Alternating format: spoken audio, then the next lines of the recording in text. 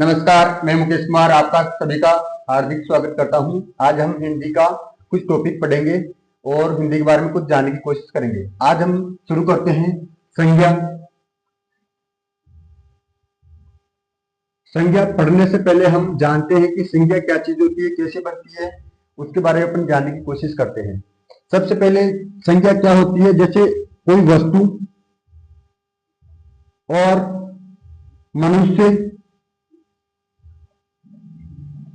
जो इस संसार के अंदर अपन देख सकते हैं, जानते हैं, वो क्या होती है? संज्ञा होती है। क्या होती है? संज्ञा। और जो संज्ञा के स्थान पर, किसके स्थान पर? संज्ञा के स्थान पर अपन जिन शब्दों को प्रयोग में लेंगे उनको क्या बोलेंगे? अपन सर्वनाम बोलेंगे। क्या बोलेंगे? सर्वनाम। संज्ञा के स्थान पर होने वाले शब्दों को अपन क्या बोलते हैं? सर्वनाम। संज्ञा कैसे बोलेंगे? जो किसी का नाम होगा, कोई वस्तु होगी, उनको कब बोलेंगे अपन? संज्ञा बोलेंगे। और जो संज्ञा और सर्वनाम, संज्ञा और सर्वनाम के विशेषता बताने वाले को अपन क्या बोलेंगे? विशेषण। क्या बोलेंगे? यानी संज्ञा के स्थान पर जिन शब्दों का प्रयोग करेंगे अपन उन्हें सर्वनाम कहेंगे, और जो संज्ञा और सर्वनाम की जो विशेषता बताएगी उसे क्या बोलेंगे? अपन कहेंगे। और जो एक क्रिया जो कारिक होता है उनको क्या बोलते हैं हम? क्रिया। और जिस क्रिया की विशेषता बताते हैं उनको क्या बोलते हैं? क्रिया विशेषण। क्या कहते हैं? हाँ। और इन चीजों को जो हम संज्ञा पढ़ रहे हैं, सर्वनाम पढ़ रहे हैं, विशेषण पढ़ रहे हैं, तो ये सारे शब्द होते हैं, वो क्या होते हैं? एक आए हुए शब्द होते हैं जिन्हें अपन बोलते हैं विकारी शब्द। क्या बोलते हैं? आराम से, विकारी शब्द। अब विकारी शब्द कौन कौन से होते हैं? आए हुए शब्द उनको हमको जानना है। तो पहले ये 5 शब्द होते हैं, यानी व्याकरण की 5 कोटियां होती है। व्याकरण की 5 कोटियां। 5 कोटियां कौन कौन सी होती है वो हमारे को पता होना चाहिए। पहले मैं बता रहा हूं आपको, लिंग, वचन, लिंग, वचन, पुरुष, कारक और काल। ये क्या होते हैं? व्याकरण की कोटियां होती है। लिंग, वचन, पुरुष, कारक, काल, ये व्याकरण की 5 कोटियां होती है। किस प्रकार होती है इनको अपन जानते हैं। जैसे इधर मैं लिख रहा हूं,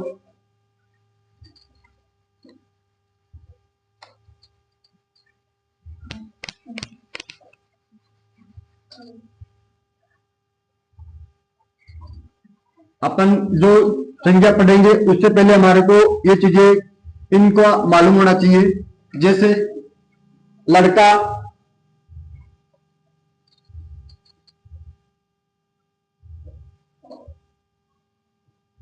लड़का पढ़ता है।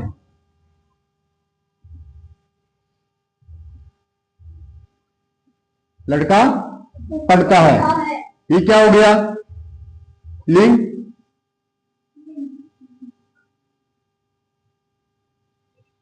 लड़की पढ़ती है।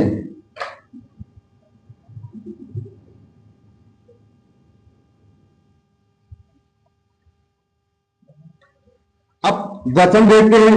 जैसे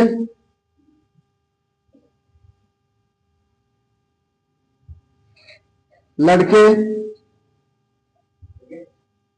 पढ़ते हैं, ये वचन हो गया। लड़के पढ़ते हैं, लड़के पढ़ते हैं, तो क्या हो गया? बहुवचन में आगे बहुत सारे लड़के हो गए।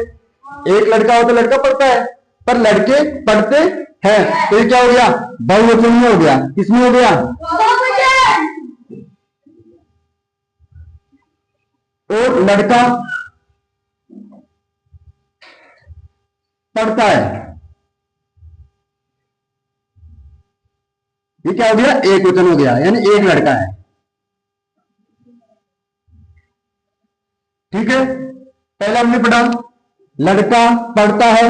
जो लिंग किस प्रकार, जो व्याकरण की मैंने 5 कोटियां बताई, वो 5 कोटियां किस प्रकार होती है उनको मैं समझाने का प्रयास कर रहा हूं। पहली है लिंग, लड़का पढ़ता है, लड़की पढ़ती है। एक ये इनमें लिंग में एक हो गया, ये क्या, स्त्रीलिंग और पुल्लिंग, ये लिंग हो गया। और जैसे पढ़ते हैं किसमें, वचन में, लड़के पढ़ते हैं, जो किसमें आ गया, बहुवचन में आ गया। अगला होता है जो कारक,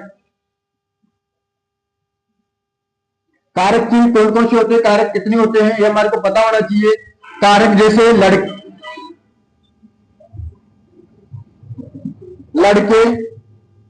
ने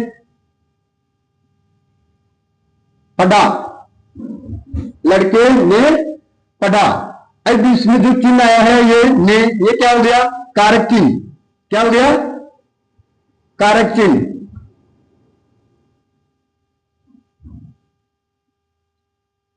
लड़के ने पढ़ा, पर जैसे आपके सामने आ जाए लड़के ने पढ़ा, तो इसको आप क्या बोलेंगे, ये बहुवचन में रहेगा या एक वचन में रहेगा।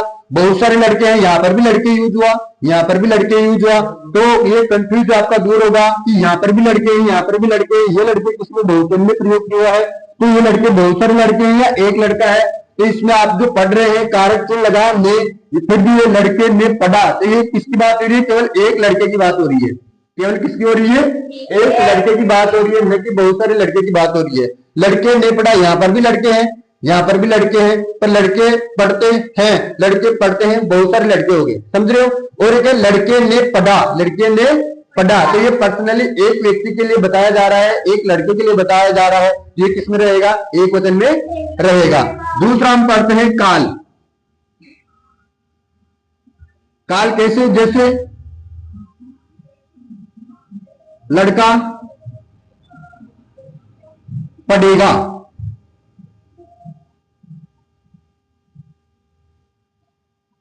अब काल को कितने होते हैं आपको पता है, वर्तमान काल, भूतकाल और भविष्य काल, ये 3 काल होते हैं। तो हमेशा हम जो भी क्रिया करते हैं, काम करते हैं, हमेशा जो किसमें रहता है, या तो प्रेजेंट में रहेगा, या किसमें रहेगा, प्रेजेंट यानी वर्तमान में रहेगा, या भूतकाल में रहेगा, या भविष्य में रहेगा, आगे के लिए रहेगा। इन तीनों चीजों के बारे में हमारे को पता होना चाहिए कि काल कितने होते हैं, 3 होते हैं। इंग्लिश के अंदर भी अपन पढ़ते हैं प्रेजेंट और पास्ट और फ्यूचर। पर अपन हिंदी की बात करें तो हिंदी में काल कितने होते हैं, 3 होते हैं। पहला मैंने बताया आपको वर्तमान, दूसरा भूतकाल और तीसरा होता है भविष्य काल।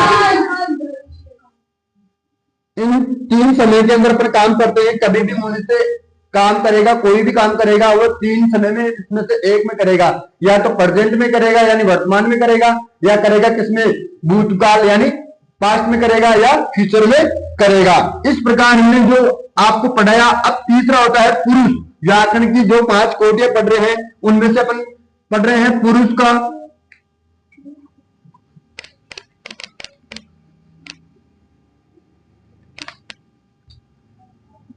ये पता होना चाहिए क्योंकि हिंदी के अंदर ये चीजें मालूम रहेगी तो अपने को जो आगे व्याकरण में जो भी हम टॉपिक पढ़ने वाले हैं उसके लिए हमारे क्या रहेगा, पाठ्यबंध रहेगा और इनका ज्ञान रहेगा, तभी हम उनको कर पाएंगे, वरना कहीं ना कहीं हमारी कहीं क्या गलतियां होती रहेगी। तो इस प्रकार से पुरुष। अभी पुरुष क्या होता है, हमने 5 कोटियों के बारे में पढ़ा, ये अब लास्ट जो कोटि है उनके बारे में पढ़ रहे हैं। व्याकरण की मैंने 5 कोटियां बताई, कौन कौन सी होती है वो पता होना चाहिए हमेशा। दूसरी है पुरुष। पुरुष क्या होता है, जैसे एक तो होता है कौन सा, तुम, मैं, अब मैं, मेरा, एक मिनट,